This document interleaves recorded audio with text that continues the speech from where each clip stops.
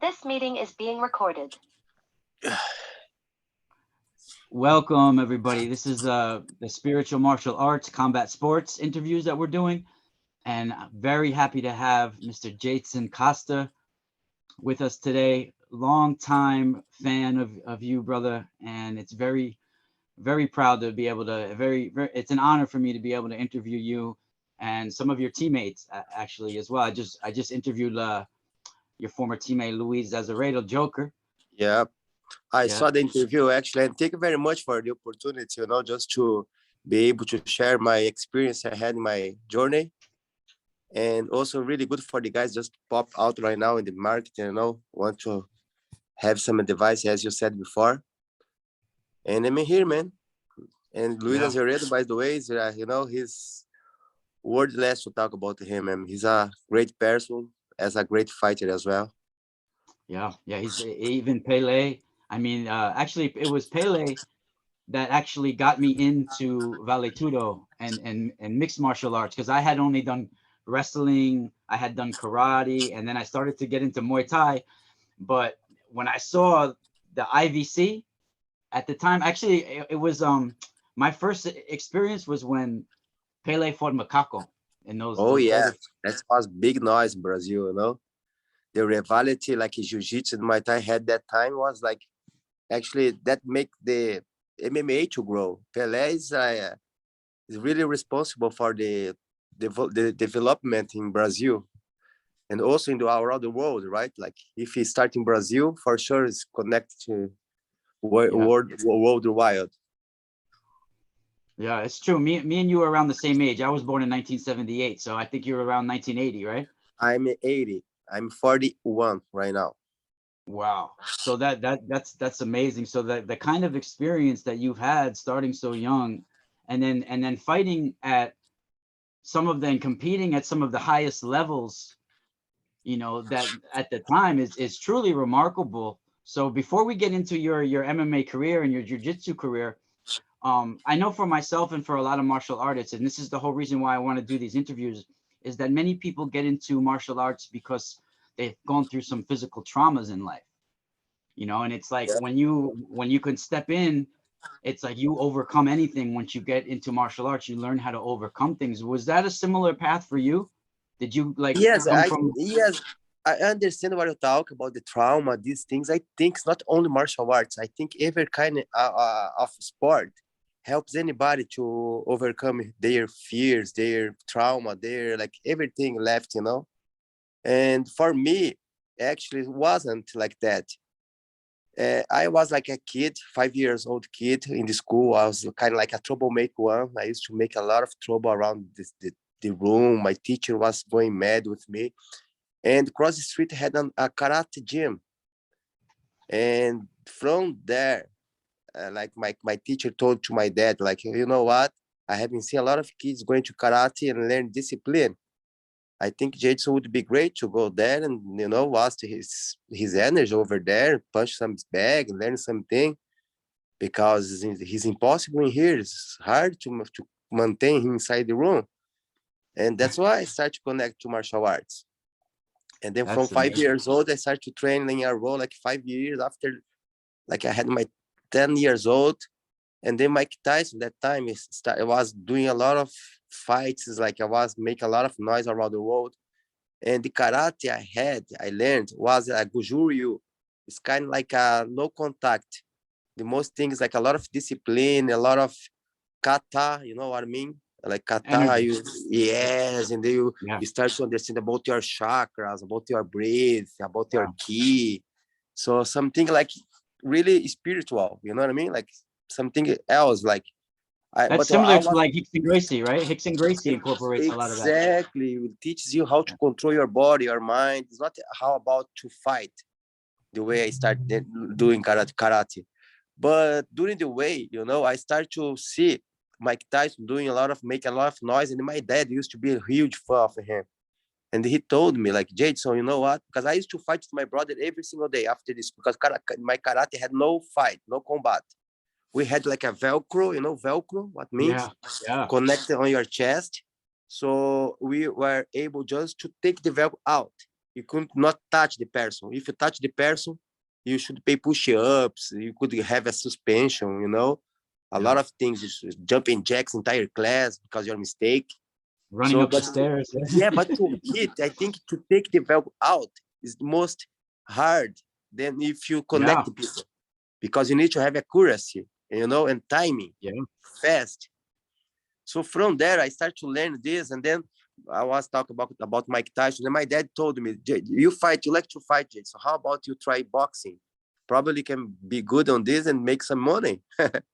Because that's, you know, that time, like Mike Tyson used to show his things, his animals, his everything, his houses.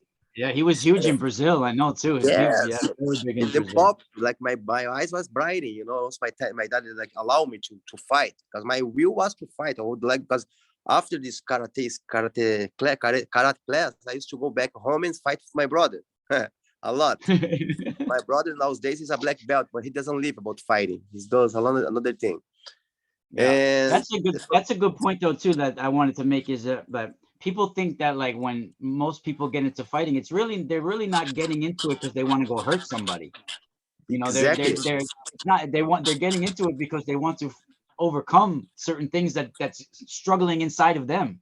Exactly. I think everyone has something else to fix inside yourself, you know, and martial arts something that connect to your soul. So you start to know yourself better, you know. And it's not about punch, not about how you submit somebody. It's how about you control yourself. You learn about yourself, you know what to do with your actions. You know, action make reactions. And then in martial arts, you learn it. And then what happened, like that time you go to the gym, I think it's the time you forget that your past. So you forget a lot of things and you focus on it. So you go out, going back home after the gym, kind of you clean your soul, you know what I mean? You become light. Some things go off. So as I was telling you, like martial arts is not for only for this, for any kind of person. Like if you are a doctor or you're a mechanic, you work a lot, your mind is busy, you have a lot of things going on in your mind, you spend 1 hour, like 2% of your day, like 1 hour of your days. You like, you know, you refresh yourself, you get in another planet, let's see, another environment, another atmosphere, you know what I mean? So I think that's how it works for everybody. And for me, as I told you, I started to do boxing. Then after I left karate, I started to fight box a lot. I did a amateur fight in boxing. And then like after that, so that's I start to, after boxing, you wanna know, like I'm going ahead already about how I did martial arts. Go, I love it. Just go. I love it. And then I started to train boxing, and I started to fight a lot. Training a lot of training, because my coach, he's passed away. And he used to fight. He was the best in the America Latin. His name was Chico de Assis. He was really famous. He used to train really hard. He's the kind of like the guy was my wish to be like him. And then after that, and then somebody, like one guy from Manaus. Manaus is a city in Brazil. Because when Jiu-Jitsu arrived in Brazil, arrived in Belém, close to Manaus, in the north of Brazil. After when the Carlos Grace met the Japanese guys there, from there they went back to Rio de Janeiro. So, but the very first time was there in Manaus. Wow. Yeah, that's interesting. Eh? Yeah, I didn't know. I thought it was real. No, it was Manaus first, because it was like the Japanese people came to Brazil, like they were like diplomat people. They went to Brazil for us to, they went to a circus, you know, to make fun of things. And they start to introduce judo there. And then Carlos Grace learned judo from these Japanese. And then he showed to Helio, and Helio got judo technique and put everything on the ground. They create jiu-jitsu, like, okay, we can do that. We can make points, this and that. They came Brazil, and then came Brazilian jiu-jitsu. But the way I learned, you know, I switched the karate to boxing, and then after boxing, I started to do somebody I was talking about from Manaus. My city is the extremist in the south of Brazil, in extreme south of Brazil, and Manaus is in the north, so like California to Michigan, something like that. And then I had a friend that came up to my city was new there. He came to me and then he said, "Oh, you do martial arts? I heard you like to boxing because I used to be like, it was a younger. I used to fight in the street that time, like in the neighborhood, something like that." I can tell you But got that fire about you. Yeah. yeah, and then after that, I met this guy. He came. Remember that cassette videos? Remember that really old Yeah. one? Yeah. He just popped it out in front of me, like saying, "Jadyson, have you heard about Jiu Jitsu?" And then I said, "Jiu Jitsu? What the f is that?" And then man, it's a martial art that you don't need to use your strength. You make the opponent's strength turn against himself. And then I said, "What is this?" And he come here, and then we went to his another friend of me, like from my neighborhood. And Yeah. then he just, "Okay, let's go." And then we put that cassette video, we put inside there the video, and then start. And there was UFC 5, if I'm not wrong. He was fighting Think About. And the very first fight of Vale Tudo I saw was Royce Grace against Tank About. Remember? I Oh don't my know. God. Yeah. And Yeah. then I saw that video. I was surprised. He was skinny, like really skinny. The guy was twice bigger than him. So in my mind, what gonna happen this, man? I'm curious to see. And then he just armbar the guy. Bump. And then I saw that, like, man, that's interesting. And then I started to think I needed to learn this. And then I Yeah. knew Helio was very frail, right? He was like a really frail person. yes, he was like kind of like skinny. He had some problem in his bone. I'm not sure if sorry if I'm saying I don't know if he had something. Or I heard he had some, like, his body was not properly to fight. Yeah. So and then he learned jiu-jitsu. And then he Amazing. switched his mind. He started to understand, no, I don't need to be the muscle coming from my mind, those from my body. And that's why he started to develop jiu-jitsu. And So then did I saw that video, that cassette video. I started to see, man, I want to learn this. Where I have to go? And then very interesting thing I want to tell you now. Really interesting. And then one guy told me, has one guy in my city. His name is Almir. By the way, he is the guy that drove Anderson Silva for his very first match in MMA against my former coach boxing, Chiquinho. Anderson Silva fought him the very first time.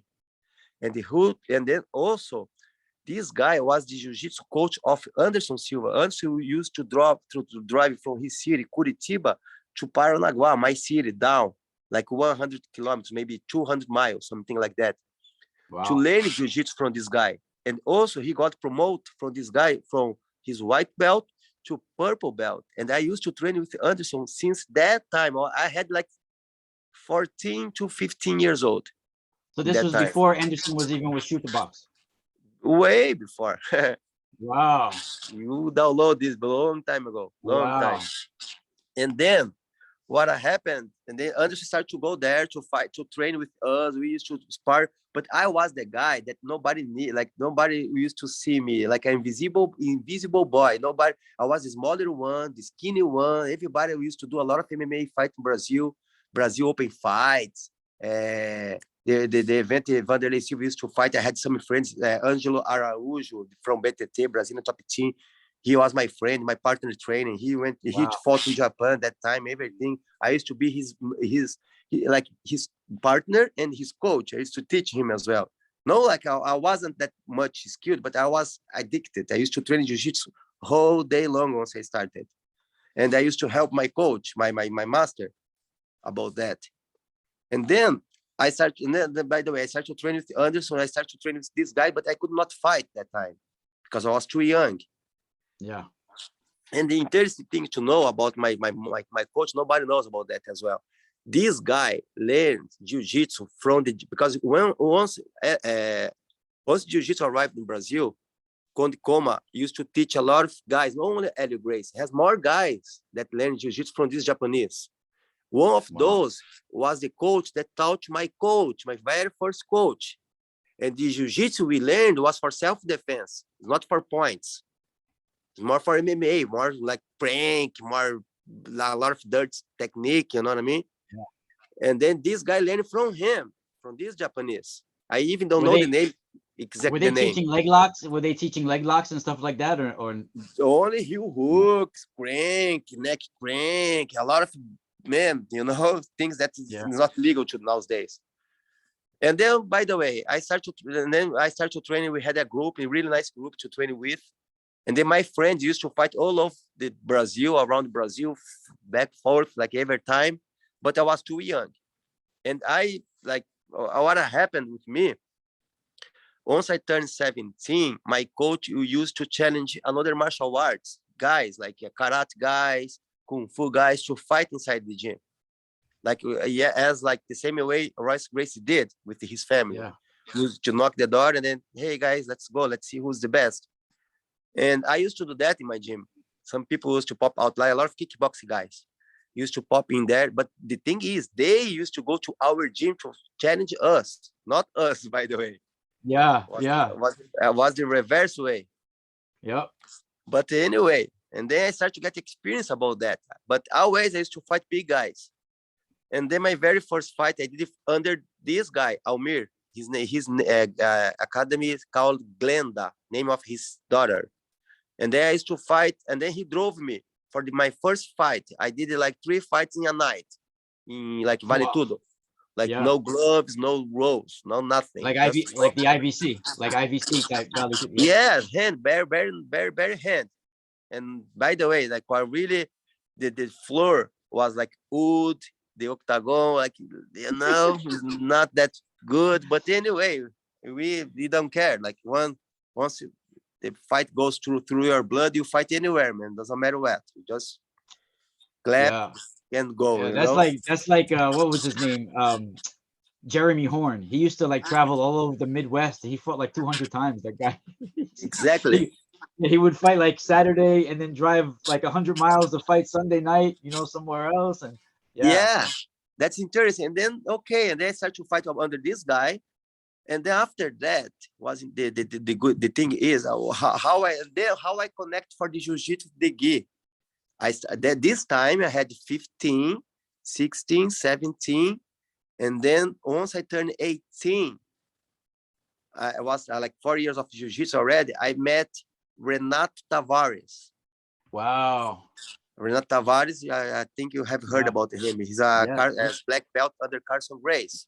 Wait, so you did 4 years of no gi before you did gi?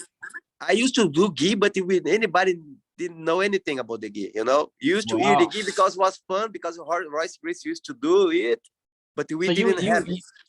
So you were basically doing like a luta libre, basically, like a lot of no gi, takedowns, a lot of takedowns, but we used to train one technique like 6 months in a row, with just one technique, like double leg whole day long, double leg, because he didn't have that time internet, you know, connection with YouTube, this and that.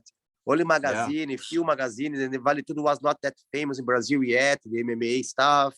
So we had to develop by ourselves. I had to go, okay, how about this? How about that? Oh, hold me here, hold me there. Just try to figure out something. Yeah. And then that's how and then what happened? The Curitiba, as I told you, the Anderson Silva city was like 200 miles from my city. And then I used to train with in my city. And then what I did, I had to go to Curitiba to learn, because what happened, I heard somebody told me, Jadyson, you know what? Has some guys under Carson Grace as a black belt in Curitiba. He's the best in the area. And it's interesting too that you knew Anderson Silva before all those guys. Yeah. And then the thing is, and then after that, and then I said, man, I want to learn from this guy. And then I asked my master, Almir, look, I want to go to Curitiba. I want to learn some different jiu-jitsu. Do you mind? And Almir, the guy, my former coach, used to be really open-minded. Jadyson, you were born for it. Go ahead. Go. Follow your dream. Do your best. I'm here for anything you want. A lot of times coaches don't do that. A lot of times coaches don't do that. It is. Even old school mindset is differently, you know. But he said, no, okay, just go. Take your time. But how are you going to survive there? I didn't know that, because I had no job, anything to go there. And then what happened? That's going forward a little bit more. And then what happened? I had a competition, jiu-jitsu competition there in Curitiba. And then somebody just invited me. He like told me, like, Jadyson, how about you go and compete? And then I said, I don't know jiu-jitsu with the gi. No gi, I know, but I don't care. I can go. Let's have fun. Because it was my first time I went out to fight against somebody like different from my gym. And then I called Renato Tavares. I found his number. I went, somebody gave me his number. I called him saying, my name is Jadyson. I'm a white belt, but I trained jiu-jitsu for about 4 years. I want to compete. And then he said, sorry, Jadyson, your gym is not affiliated to our gym. You cannot compete. But man, I beg, please, 1,000 times. And then he, okay, Jadyson, I'm going to put you here. But I'm going to, the name of your gym, I'm going to say no name. Just Jadyson Costa from Paranaguá. I told him you can put in whatever you want. Yeah, just put me through there. Yeah. And then the interesting part is I fought. I lost. I don't remember how far. I fought two guys, but I beat one guy by submission that's supposed to win the competition. And then I lost for other guy by points. But in my mind, the guy lifted his hand. I didn't know who was supposed to win because I had no corner. I had anybody next to me to tell me. And then I said, man, I lost. Okay. And then I was on the corner, quiet there, sit down with my bag, ready to go back, get the bus, and go back 2 hours with the bus. And then just was watching the end of the competition. And then Renato Tavares was stepping towards me, and then he said, "Are you Jadyson?" And they said, "Yes." And then I'm Renato. I talked with you, and I saw how brave you are. You came here by yourself. You fought against the guy from, you came here. I saw unbelievable courage, man. That's why you've always inspired me, man. Like that, unbelievable courage. Even when you first stepped at the Pride and fought their best fighter. Yeah, Their you're gonna get yeah. that. We'll get into that. We'll get into that. Yeah. And then I told Renato, yes, I am. And then he like that. Next edition was a state competition. I can make you champion, but you have to represent me here. I have to come here to train with me. And I told him, man, I have no money. I don't know what to do. And but my family had the support. My dad used to be, have his job and everything. But I stepped out. I gave up everything to do only fighting. And then he said, if you want to do it, don't come behind me. I don't want to help you out. And then I started to do by myself. But Renato was like my dad. He told me, you can sleep in my house for a while. The time you're going to come to compete for a camp, and then go back to your house. They go back here like 5 days here, 5 days there. And they start to stay there, sticking more and more. And there. And did he have a wife and kids at the time too? No. He has his house. And then his house has 2 rooms. And then in there, I was the white belt one. And then we had Fabrício Bicudo was brown belt that time. And then we had Hudson Rocha is a black belt under Bustamante as well, if I'm not wrong, from BTT. And then we had Junior Santos. He's in France right now, I think, if I'm not wrong, teaching jiu-jitsu. But I was the lowest belt there that time. Wow. But a lot of will, black belt will. But I was there. And then what happened, Renato started to teach me. I started to learn from him, and then I started to compete. I started to win. And then what he said I was supposed to win, I won the next competition. And then going more forward. And after that, Renato moved to America.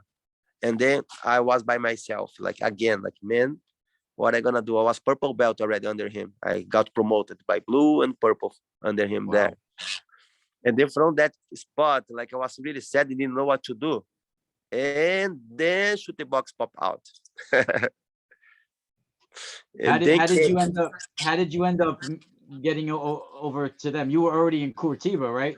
So no, and then I was in Curitiba, but I had to return to my city again because I had anybody to take care of myself. I had anybody I could not work. I had no job, anything to live, to survive there in Curitiba. So I had to return to my hometown.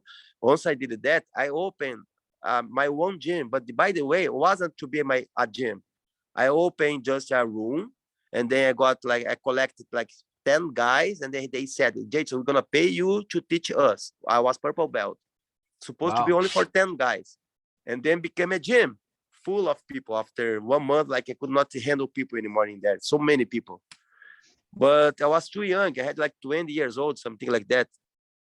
And then After that, my wish was to fight MMA because I had already like 3 fights in that time. No, 4 fights I had. I fought also Eric Tavares.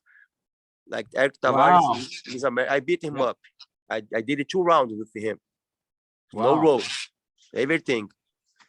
And then I had 68 kilos. He had 81 kilos. I had like Wow. maybe 150, 152 pounds, something like that. He had like 180 or something like this. And But anyway, were you already with Chute Boxe before you fought Cristiano Marcello? no, I wasn't. No. But as I told you, I had my background. I had already some fights. So I opened my own gym, and then I fought in my own town. My former master, as I talked about before, that gave Anderson Silva a purple belt, he used to be a promoter of event in Brazil, in my city. And then I fought for him there a few times in my own town, my hometown. And then after this, like I fought there, and then everybody was saying, Jadyson, you need to go to Japan in Pride because you do well. You need to do your best there. And then I said, that time, nobody could go to Japan besides Chute Boxe and the Brazilian top team. Or for you to go there, you're supposed to go into that gym, or I had to go to Rio de Janeiro, even far from my city, my hometown. And then what I did, I started to think, man, I have to do something. And then I had a cassette video, remember I talking about, from my fights. One day, I saw Rudimar in a BJJ tournament. And then, he used to go there to watch people, to see him, Pelé, Wanderlei, all these stars that time used to watch events that time. Scouting. And, yes, and then I knocked his back. Hey, Rudimar, look, my name is Jadyson, and I would like to fight in Mecca. And then he said, Mecca? But who are you? And then, no, I'm nobody, but I'm trying my best to be somebody. And then okay, Jadyson, do you have some fights? And they was in my hand already. Here, I have a cassette video. Just watch, and then give me. I can give you my number. Or give me your number. I can call you back afterwards, and you see how it works. And then he got my video cassette. And then 3 days later, because man, I fought for maybe 1,000 people in this stadium, a small stadium. I put everybody in standing by their feet, growing loud, going crazy. Scream around, make a noise, break everything out. So you I go was for the guy it. that, yes, I was entertainment for MMA, by the way. I used to make people excited with my fights. Yeah.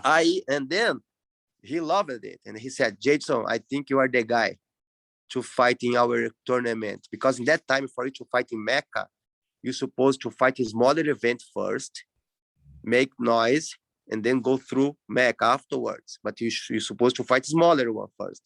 As I did. I fought the smaller one to jump to Mecca. And then I went there, and just by the way, I went there, I thought, okay, I want to fight your event. And he said, okay, you're going to fight your event. And then I said, thank you. And then he said, do you want to know who you want to fight? I said, I don't care who I want to fight.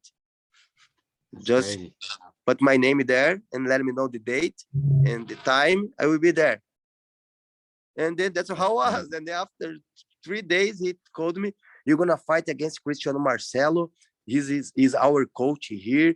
He's black belt under Carson, Royler Grace, this and that, blah, blah, blah, blah, blah, blah. And they said, man, he has 2 arms, 2 eyes like me, 2 legs. So let's fight. I don't care who he is.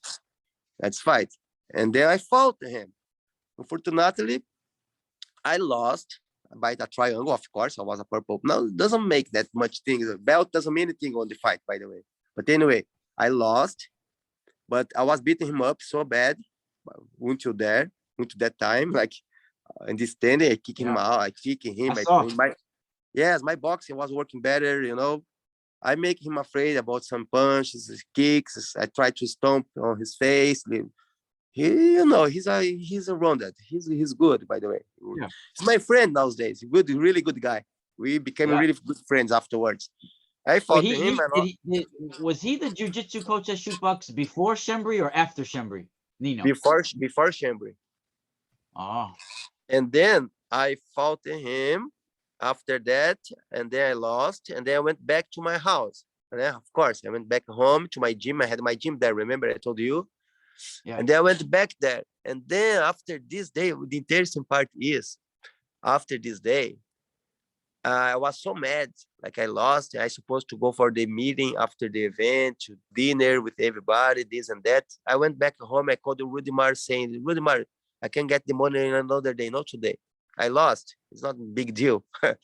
And then he, okay, Jadyson, let's make a, I wanna meet you across the street next to the mall, like this, like that. He gave me the address. And then another day, I went there, like I had my green hair that time, because my wish was because I used to watch a lot of Japanese guys, and I used to copy them, the way they fight, like a lot of, like showman. And they did that. Remember Genki Sudo? Genki Yeah, Sudo? yeah. And then I did that, and then he make a meeting with me inside his car in front of mall head there in Brazil. And then the good part is, I went there to get the money from him, from Rudimar. And then the matchmaker of Pride was in the car with him. Kawasaki, no. Kiyoshi Kawasaki, no. Oh, man, I forgot his name. Like Kawasaki. Okay. No, yes, I forgot his name. Kawasaki. And then he was Kawasaki? Kawasaki, no. Kiyoshi Kawasaki.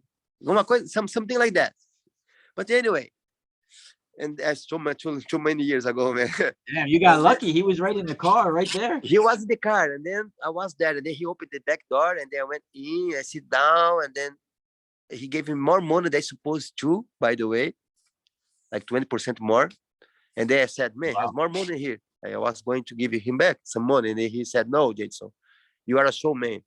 You brought something else in the event. You make noise. People like you. And I wonder, it's interesting because he must have had that videotape you gave him must have really impressed him, because he put you against his jiu-jitsu coach, his black belt. Yeah, because I fought one guy. The video, the fight I showed him was against Eric Tavares. Yeah. Really him. Yeah. You can see, if you search in YouTube, you're gonna see this fight. And then I fought him, and then he said like that, Jadyson, he's the guy that is matchmaker in Pride. He came here to Brazil to see somebody else, to point some guys to bring there, and he really liked you. And then I didn't speak Japanese, even English, anything, just mimic this. Thank you, this and that. And then and then he said, he said like that, Japanese guy said, you are the type of fighter that Japanese like to watch, because you color your hair, you put some music, you come really distracted, dancing the way I did. I put like a boxing like sweet, and then I went boxing like that, music, and then the smoke around. You're entertaining and a good fight, Yeah, yes. And then he said, but the only thing is, then Rudimar said that to me. The only thing is, for you to go to Pride, you have to be Chute Boxe. And then I said, all right, I have to go to your gym. And he said, look, I'm not inviting you right now to be our member. It's a test. You need to go there, show. It's not about the skills. It's not about the skills. Because a lot of guys went there, showed a lot of skill, but it doesn't have the spirit, and back off right away. Yeah. So you need to go there, show how strong is your spirit, like a samurai spirit. You fight unto the death. That's how it is. And in the training, you're gonna check your spirit. You're gonna check you out. Doesn't matter how many numbers you're gonna apply there. I wanna see how many times you're gonna stand up and continue going forward, he said to me. And then I said, man, you are talking my language. That's how it is.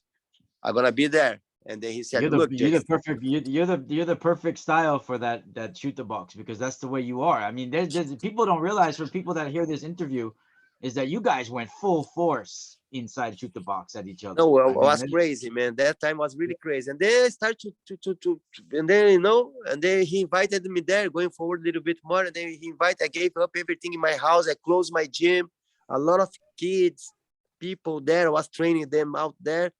I had no money. I went to Curitiba. I used to live inside a place that was a mechanic place. I used to take care of the bicycles. to fix bicycles there, to be able to eat something and borrow some bicycle to cycling into the gym, like 5 miles, 10 miles going to Wow. the gym every day, Yeah. back forward, no food. I used to knock the door of the pizza place and please beg for a piece of pizza. And they used to give me pizza like whole day long. I used to train like my very first 3 months, only pizza, but I don't care, man. You know what I mean? As long as Yeah. I have food and giving me energy to train, that's what I'm thinking about. And then I started to train there. And then people beat me up so bad. I'm telling you, man. You have heard about Chute Boxe, how it is, the test. Yeah. So anyway, I got like a lot of pills about to relieve the pain, fever. Man, Man, you crazy. people don't realize you were in there with like killers, man, a whole bunch of killers, and there was not many people your size. Many of Yes, them were, and that time, my time jiu-jitsu, it was the end of the rivalry. You know what I mean? yeah, yeah. So then I had fought already a member of them.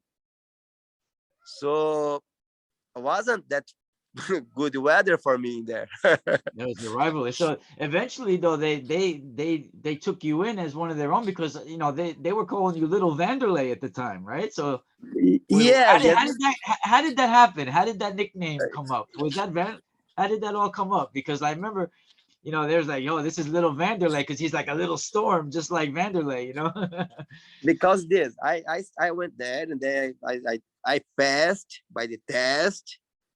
And man, if I'm gonna write a book about the test, the time I survived there is a huge book. Yeah, We talk should if talk. you can. We If you should can talk talk about the again test here a to little. talk about this for the details. So many history about what happened with me. But Yeah. I don't wanna record like remind bad things, only good Yeah. things. Yeah. But anyway, and then I fought for Chute Boxe and tournament, the small one, and then I fought other small one. Then I fought Mecca again, and then in Mecca I was purple belt. I beat Marcelo Nig. He was black belt that time, world champion Wow. in jiu-jitsu with the gi. And I used to I didn't compete with the gi anymore. Once I went to Chute Boxe, once Renato moved to America, I stopped competing with the gi. And then I fought this guy, and they stomped his face. By the way, before this guy, I had to kick some head already, like maybe two, I think two matches. Before that, I fought under Chute Boxe. I kicked somebody faces. Yes, I think once I kicked the guy, went to the hospital. He almost passed up. Man, I was in bad spot. I feel That so was bad. Augusto or no? Well, Leonardo Augusto? Junior Aguiar, I fought. I knocked Because I him know out. somebody you knocked out with a flying knee as well, right? A flying knee. This one was in another state. I did a 58 seconds flying knee on the face. Yeah. Wow. I was the underdog, by the way. This fight, yeah, I used to be the underdog every time, actually. And then after that, and then after these fights, I started to fight to kick people heads out, the people in the cage, in the ring. And after Marcelo Nig fight, people had in Brazil websites because we didn't have that much stuff about MMA like nowadays. And they just pop out. This guy is Little Wanderlei. He just fight like a Little Wanderlei, just like a Wanderlei. And Vander was my number one, like my hero. You know what I mean? Yeah. And then my nickname came from this part of Chute Boxe. Yeah. And then after this fight against Marcelo Nig, I went to Pride in Japan. Finally. Crazy. And the good thing is, you know what? You see, this is something that can be for people to believe themselves, because once I start to talk about people with my friends around, friends don't say shit for you. But anyway, I used to talk, okay, I want to fight in Japan. And then the guys, Jadyson, look, that time it had no lightweight fights in Japan, only heavyweight. And they said to me, Jadyson, we're going to have to take a lot of steroids, this stuff to make you bigger. Otherwise, we won't fight that. And they said, I gonna fight that F event there. And then everybody like, nah, that's drink too much, this and that, forget. I heard a lot, man. What I did at the end, has a book in Pride. They wrote a book. I was the very first fight in lightweight division I did the debut. I was the main event of the tournament. I know. Had a guy, Roger Grace was fighting the same card. My fight was the main one. Yeah, you You fought. know, That's what really impressed me, because a lot of people that don't know about martial arts or competition, they would be like, "Oh, the guy lost a fight," and they wouldn't think much of it, right?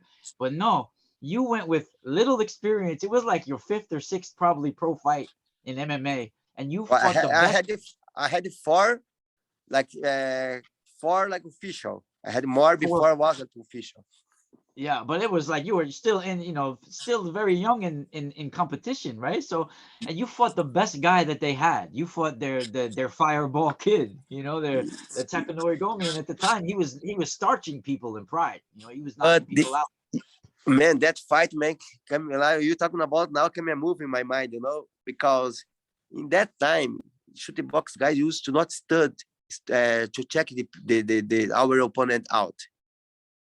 No stud, Crazy. no, like, yeah, just go and fight.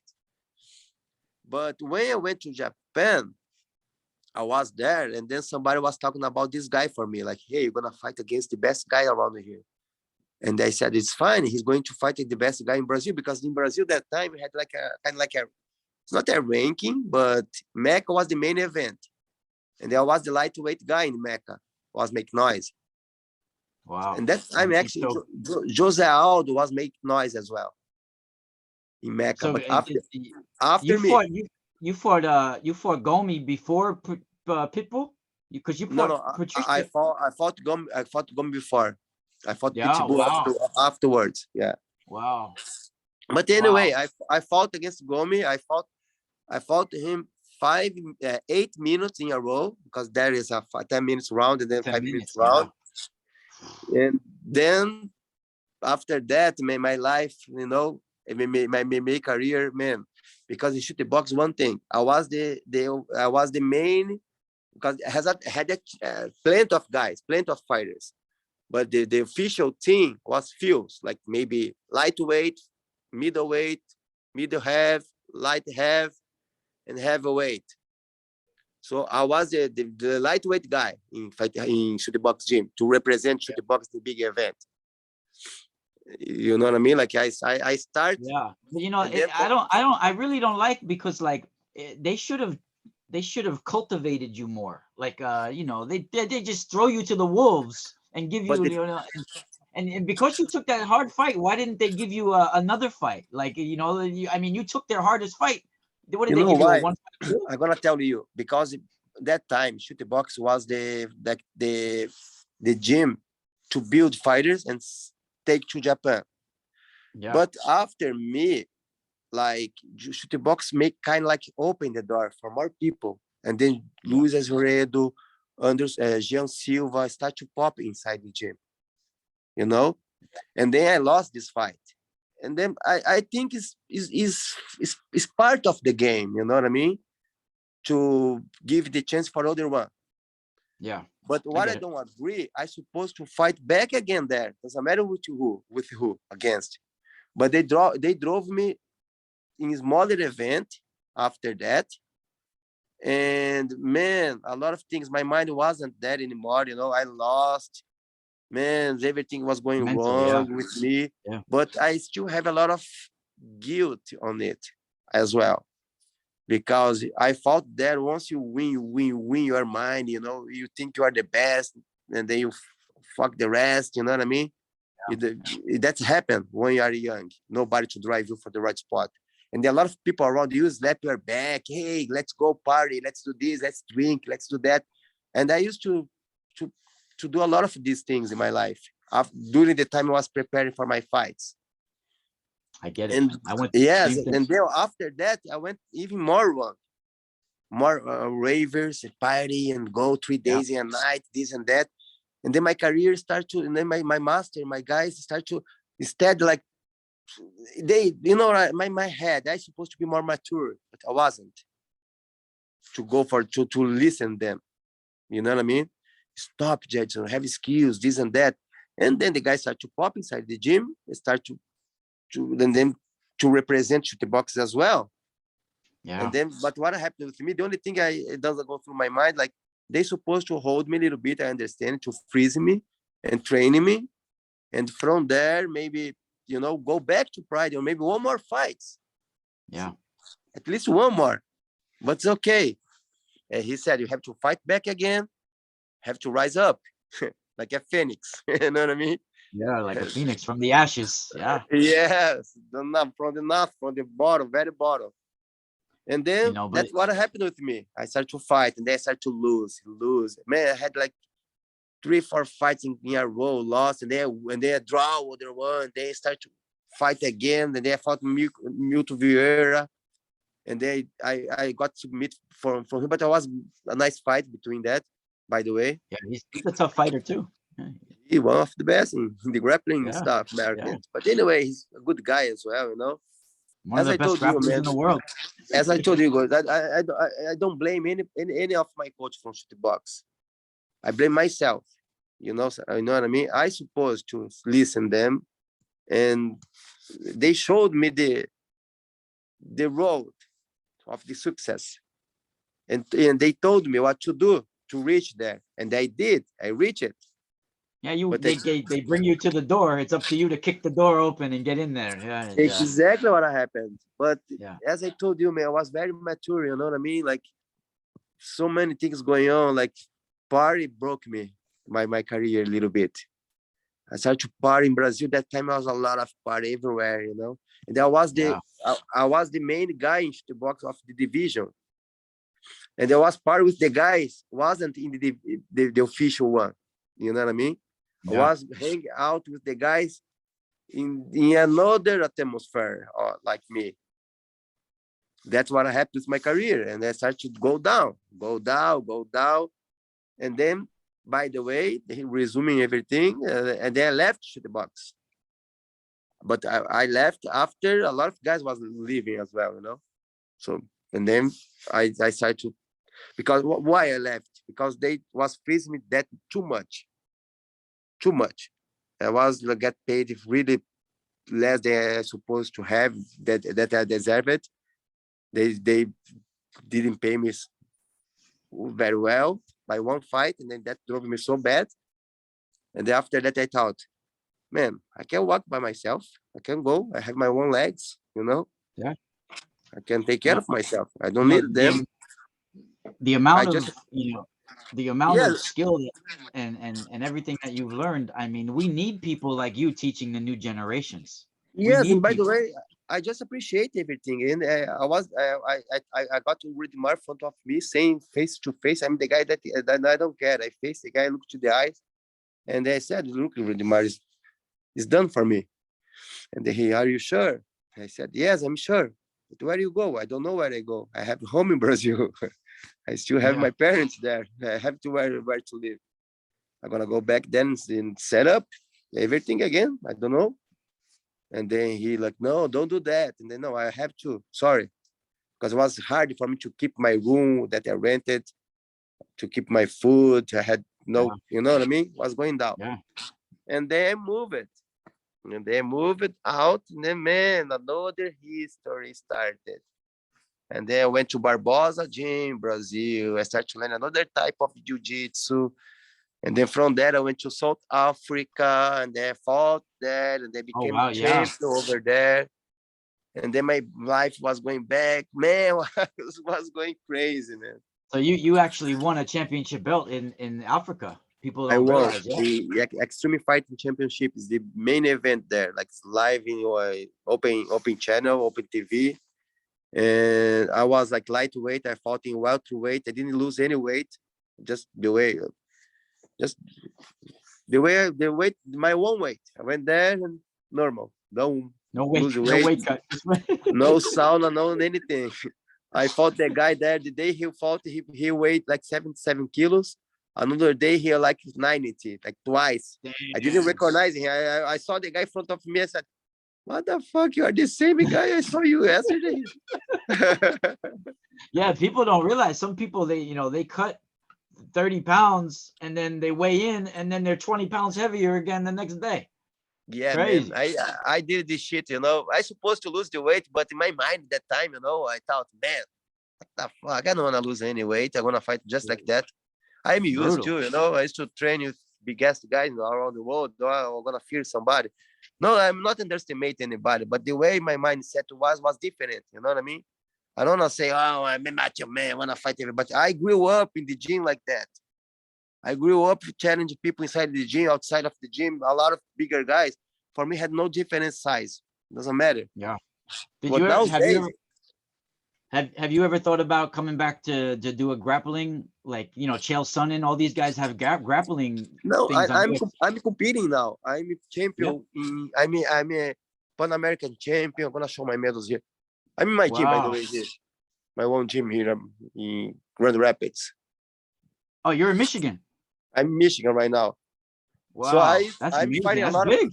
I'm It's a doing a big lot of gym. tournaments. Here's my medals, some of my medals here, like Pan American Championship, Wow. World, Pan America, Pan American, Pan America, American National, Pan American.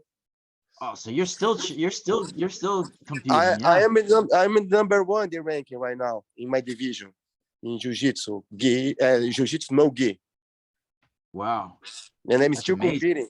I'm not That's sure if amazing. I'm number two right now because you know I lost the world next the last one, and the guy won. I beat him in the Pan American, and then he won the championship. But I lost my first fight. Maybe I'm number Wow. two right now, I think. That's Anyway, amazing. I'm still competing, you know. I'm thinking sometimes I'm still thinking to go to do my firewall one more match in Africa again because they did invite me to fight. But first I have my gym. I just opened this gym here in around 2 months ago. So I want to wait a little bit more, Beautiful. you Good know. luck. Good luck with it. It's beautiful. Thank you. No, the gym is no, there's a lot of the gym. I ordered some more mats. A lot of things still have to fix. This wall is not the official one. You're gonna cover up with the white. The wall here you can see the mat is new, but a lot of things to change. But anyway, from You got a lot that, of space though. It's pretty big. It's pretty no, big it's there. really here. Yeah, it's nice place, nice spot here. Yeah. Very nice. But anyway, as we are talking about now, my life's changing. I mean, you know, I'm not. I don't watch that much fight anymore. It's something No. that this is something that I have in my mind. You know what I mean? Like once I watch the UFC, something like goes through my mind, like some trauma as well. You know, Yeah. something Yeah. that I know I'm supposed to be there. I know I'm supposed to be one of the best around my division in the Especially a lot UFC. of the guys that you came up with now are making all this big time money. Yes, a lot of guys And I fought is champion in Bellator, champion everywhere. You know, I did some nice fight. yeah.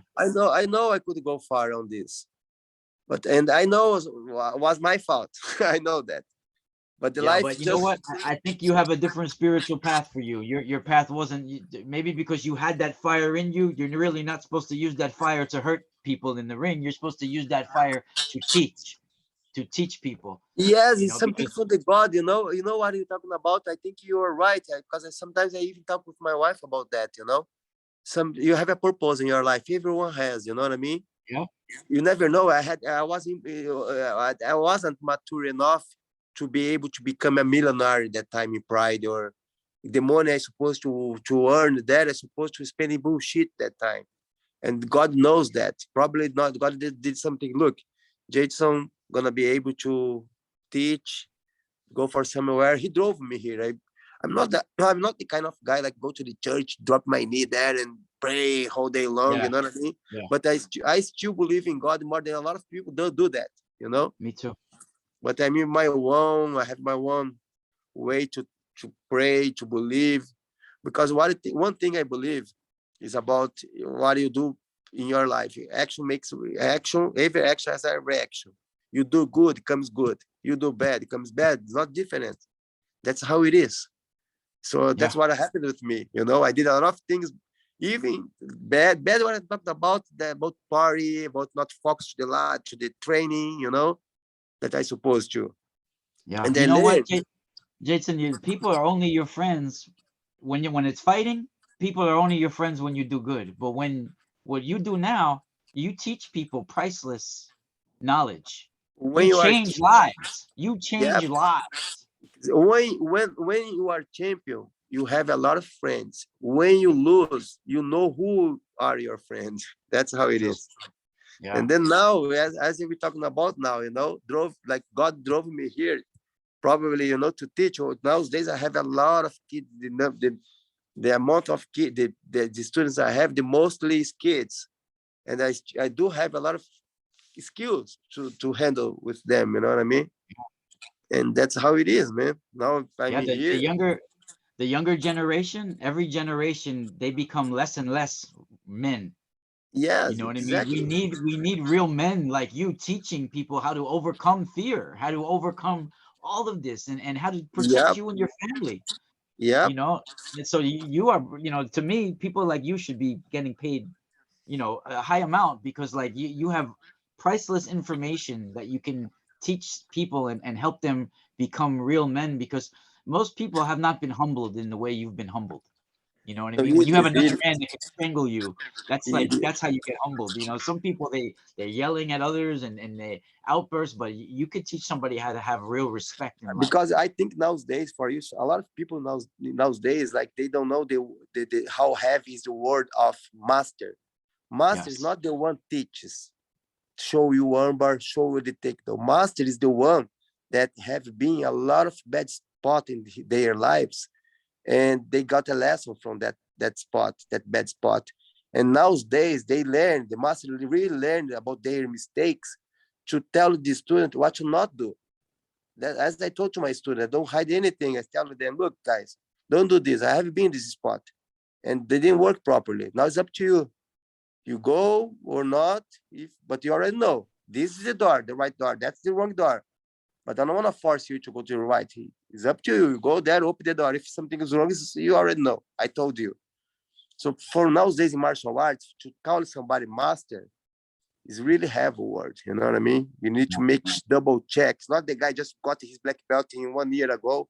You can call him as a master. Some guys from nowadays get black belt in 5 years, 3 years. However, I'm talking martial arts, something special, something that Japan people show for the world how it is. There in Japan, if you have your kid, they're gonna learn martial arts instead of any kind of another sport, because they know how good you become when you learn some kind of martial arts, not only jiu-jitsu, not Yeah. only Muay Thai, anyone, you know, as long as Yeah. you have a good instructor or a good master to drive you, to tell you what to not do, what to do.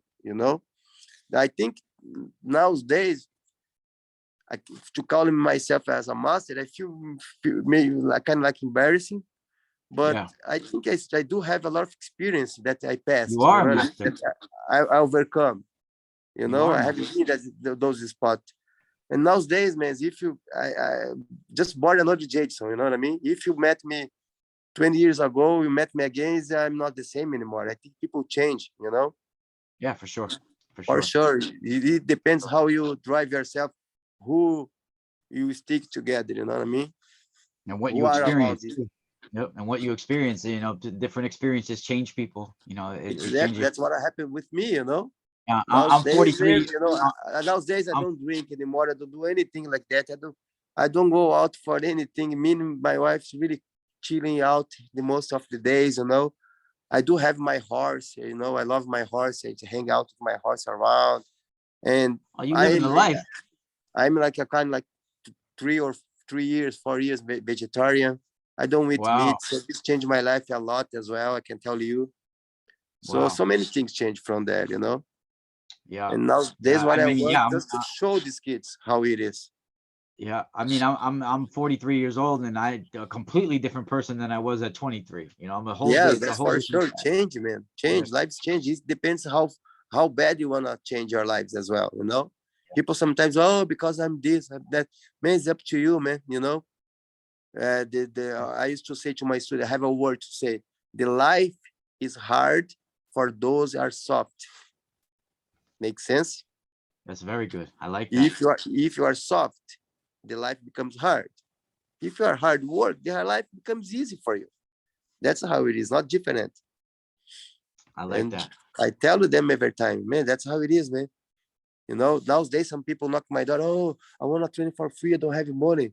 Man, you live in America. If you cross the street here, you wanna clean something, they're gonna give it to you right away.